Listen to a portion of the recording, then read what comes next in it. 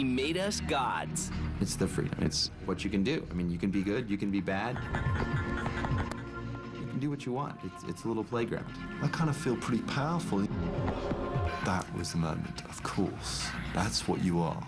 You're a god. And let us soar to new heights. The Magic Carpet gives you a full sense of just freedom. We all love that. We love the idea of just being able to go anywhere and do anything. Peter sensibly tapped right into that. Although he would struggle along the way. He literally was the archetypal sort of struggling artist. His originality paved the way for others. Peter likes to push the boundaries. Sometimes you think, my God, how are we going to achieve these things? This is the story of one of gaming's biggest innovators. This is the story of Peter Molyneux.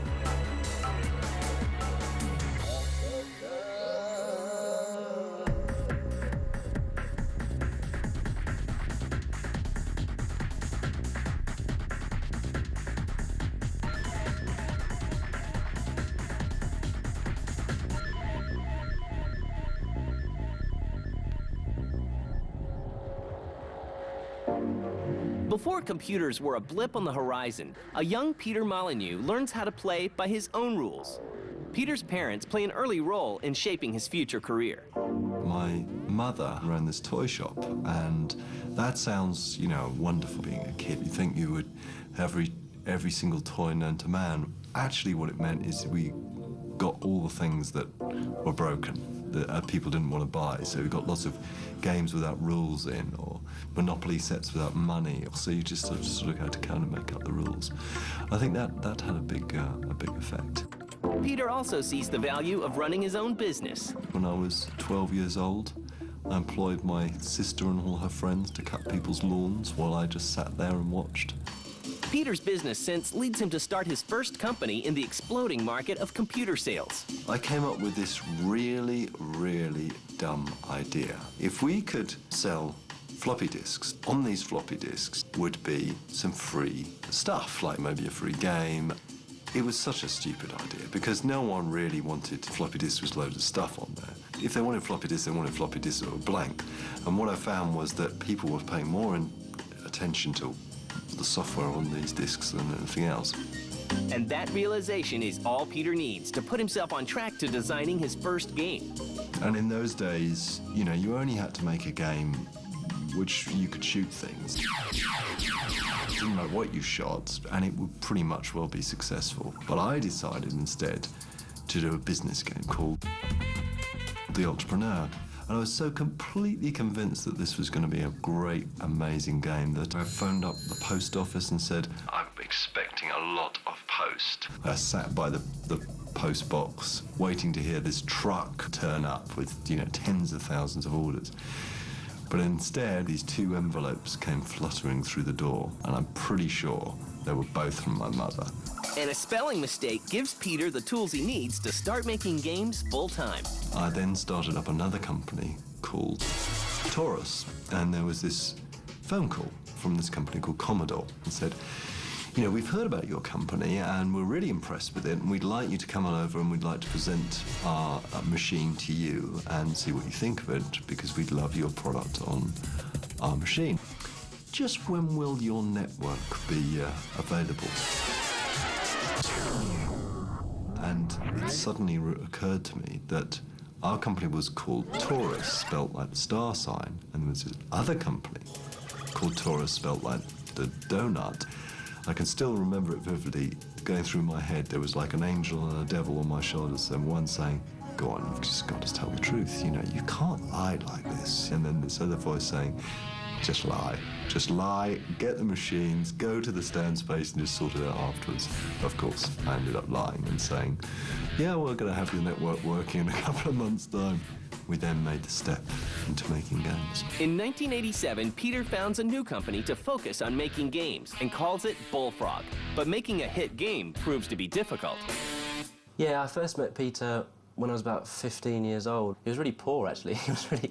We were really running out of money. He'd have this sort of the same shirt on every day, and he'd be hunched over his computer with a cigarette hanging out of his mouth, and there'd be cigarette ash all over his computer. We couldn't really afford the rent. He literally was the archetypal sort of struggling artist. He was really just trying to get off the ground, and his business was struggling at the time. This game was slowly coming together. It started off with this landscape.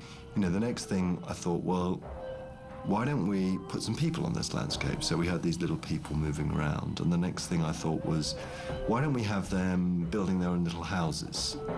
And that was fine. Populous was born out of my incompetence as a programmer. This is the absolute truth of it, because I couldn't work out a routine to automatically flatten the land so that little people could build a big enough house. So I thought, why don't I just get the player to flatten the land? So I had them just build the little land and just wander around the shore, and that gave rise to this thing called exploration, and that they could explore. And that was because I wasn't smart enough to do the code.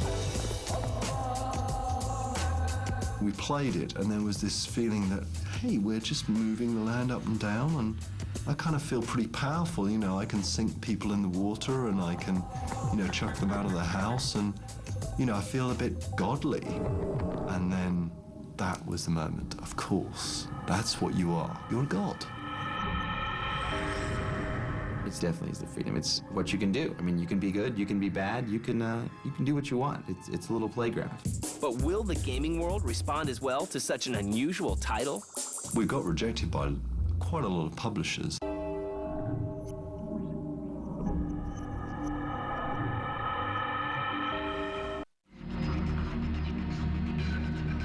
In 1989, Peter Molyneux's fledgling company, Bullfrog, struggles to convince publishers to take a chance on the unusual Populous. The way we convinced Electronic Arts was to get them down and to get them to play the game. And I think they started to see a glimpse of what the game could be. And then eventually they released the game. On June 1st, 1989, Electronic Arts releases Populous, and word spreads quickly about the game. And I got this phone call 3 weeks after it was released from one of the chief people at Electronic Arts.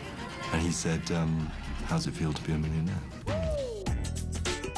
It just seemed like suddenly there was this whole completely different world unfolding.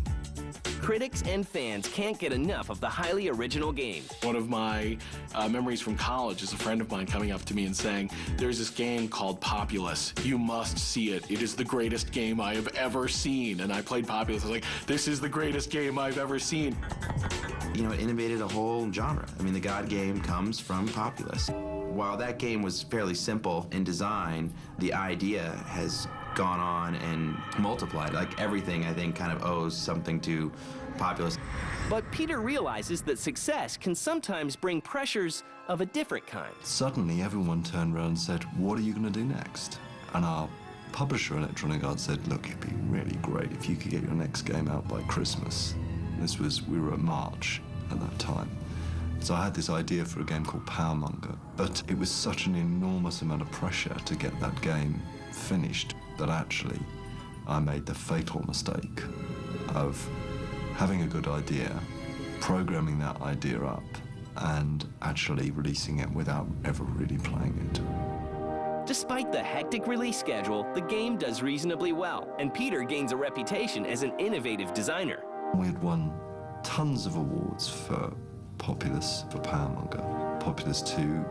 I mean, that is an incredible feeling in a company. You know, this feeling of success, of feeling that we as a company were going somewhere. And I think it gave us all a confidence. The success of their first 3 games allows Bullfrog to begin work on several new titles at once, including a game that lets you pilot your own magic carpet.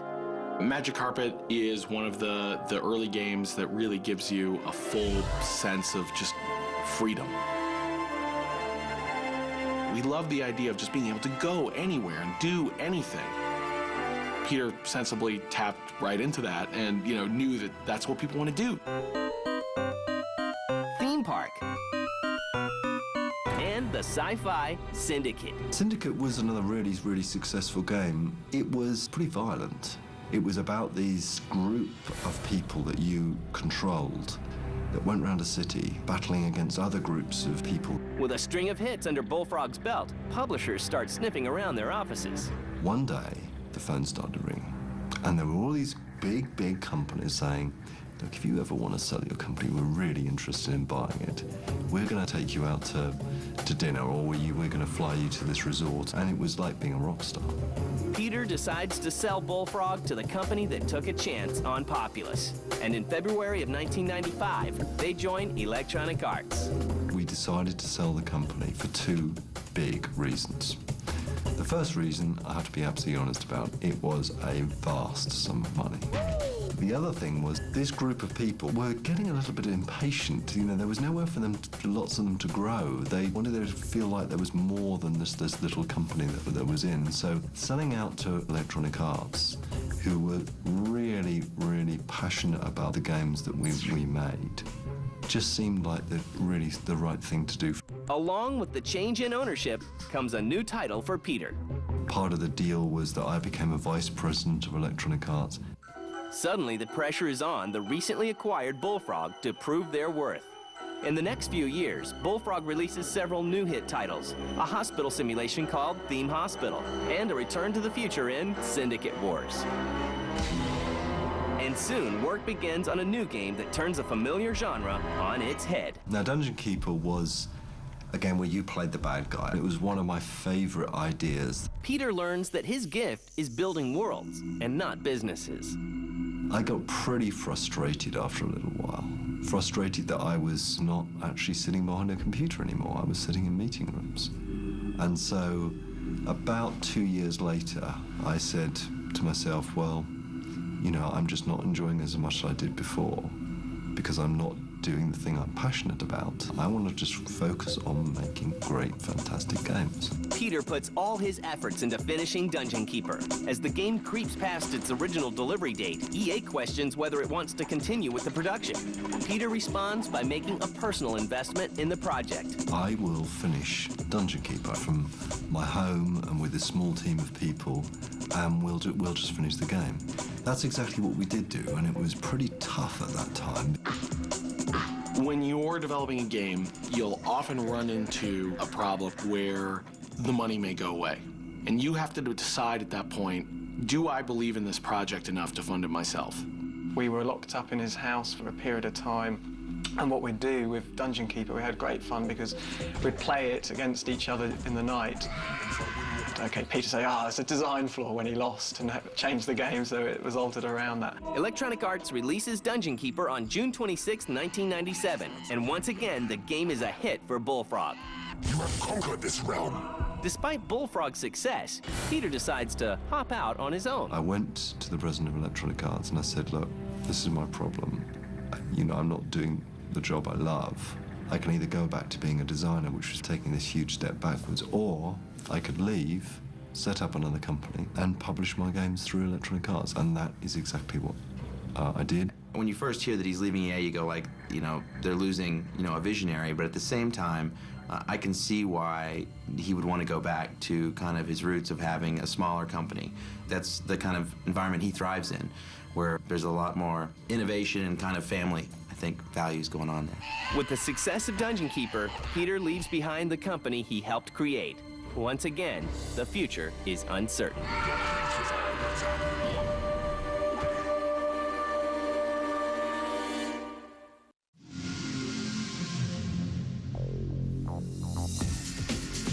After having spent nearly a decade building Bullfrog, Peter Molyneux decides to get back to what he loves best, making games. In 1997, he founds Lionhead Studios and begins to build his team. This time, all the problems that we've had in the past we can get right. We have got to create some great original ideas, some ideas that have never been attempted or created before. Peter founded Lionhead with the intention of keeping that family atmosphere, keeping teams together and passionate about their projects, not big company politics and being part of a machine.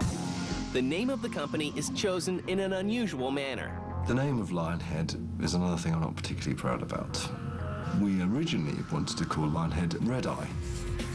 And it turned out that Red Eye, just about every company in the world is called Red Eye, and we couldn't call it Red Eye. So we panicked and thought, what the hell are we going to call ourselves? Because we've got these journalists coming, we can't say the company with no name. And that's where Mark Webley, my business partner, who always saves the day, says, hey, why don't we call it after my hamster? He's called Lionhead. Mark then went to go and check on the hamster, who turned out to be dead, in his cage, stiff with rigor mortis. And we thought, well, we can't change the name now. The journalist is going to be here in 5 minutes. So we are named after a dead hamster. Work begins on Lionhead's first game, one Peter hopes will achieve their lofty goals. The first game, Black and White, was really the foundation stone of what we wanted Lionhead to become. Some amazing technology, working with some incredible people. What Peter has brought to the table in a lot of his games is sort of moral ambiguity. We're your conscience, good and evil, yin and yang, black and white. In the sense that you have an environment where you can do really good things or you can do really bad things. Black and White is obviously the ultimate extension of this. But the unusual nature of the game made it a tough sell once again. I heartily object. That's just malicious. It was a really hard concept to sell to publishers. It's a bit like what Populous was in the early days. So I was sinking my own money into it, which I was absolutely, completely happy to do. But of course, I've always been terrible about predicting dates. I can never imagine that a game is going to take more than 2 weeks to develop, let alone 4 years. And that's how long Black and White took, and all that time, Lionhead was growing in size and becoming more and more of a financial burden. It became, in the end, almost a replication of what the early days of Bullfrog was in a bizarre way. He wants to revolutionise the industry with every single release. If we did everything Peter wanted, I think we'd probably be here for 10 years working on each game. Well, the result of that is you'd end up with these amazing games. Because he is so passionate about doing something that is so different and so special. It's a monument to you as a god. And so eventually we released it, and it was a pretty nerve-wracking time releasing that game. There was a lot behind it, but it was enormously successful. We got lots and lots of awards again, and it was featured in the Guinness Book of Records for the most smart artificial life form, and there was wonderful things that happened with Black and White. It was, again, like those early days of Bullfrog. And just like Bullfrog, the game is a success, paving the way for several new titles. He went and makes people think and sparks the imagination, and they say, can you really do that in a game? I smell combat. It just explodes from there. It kind of comes back to his ability to innovate and show you what you want to play. Work begins on several new projects. Fable, a game that offers players the freedom to become whatever character they want. I'm really excited about Fable. You're starting to get into this world of RPGs where the things that you do as a player dramatically impact the game. And that's really what an RPG should be, right? The role that you play affects the game. It's very exciting. It's the future. It's right in front of us. BC, a game that makes you responsible for the well-being of a small tribe. Peter was talking to me about it once, and he just cracked me up because he kind of looks at me and he goes like, yeah, this part of the game, it's just kind of like Super Mario with blood. BC, you have a tribe, you want to have the tribe grow, which is by getting them food, shelter, all the kind of classic Neanderthal things you need to do to live. And the movies. A game that allows you to take on the role of a movie mogul and guide a studio into the big time. But no matter what games he works on, Peter Molyneux helps the player realize that the choices we make have consequences, both good and bad. What a lot of Peter's games have done is just to say, well, you're whoever you want to be. Here's the playground, here's the sandbox, make of it what you will. I asked him once what made him stand out. He once told me that people, when they have an idea, have a little voice in their head saying, maybe it's not a good idea, maybe it's not, maybe this isn't the best thing to do. But he doesn't have that voice, so what he'll do is he'll think of something and he'll just hang on to it and he'll just evangelise that idea. And I think Peter likes to push the boundaries. Sometimes you think, my God, how are we going to achieve these things? But he has that kind of vision that's sort of above and beyond where we are today. Ladies and gentlemen, Peter Molyneux. In March of 2004, the Academy of Interactive Arts and Sciences gives Peter their Lifetime Achievement Award. The guy has taken games and done things that we just never really expected. Sometimes it's like, oh, that's a cool idea. Lightning strike once. But, you know, will it happen again? And he always seems to do it over and over again. You know, he's an innovator. Computer games are completely my life, and I just would be a road sweeper without them, definitely. Thank you very much indeed. You know, the bizarre thing? I'm more ashamed of the mistakes that I've made than proud of the achievements. Because some of the games that I've been involved with have been close to being really good, but not quite great. I think I'm going to continue making those steps forward. This is my life, my passion. I don't think I'll ever stop. I don't think I would know what to do with my life without making games. It's a fantastic, amazing, incredible job. I get to have a dream and see that as reality. What else could you do?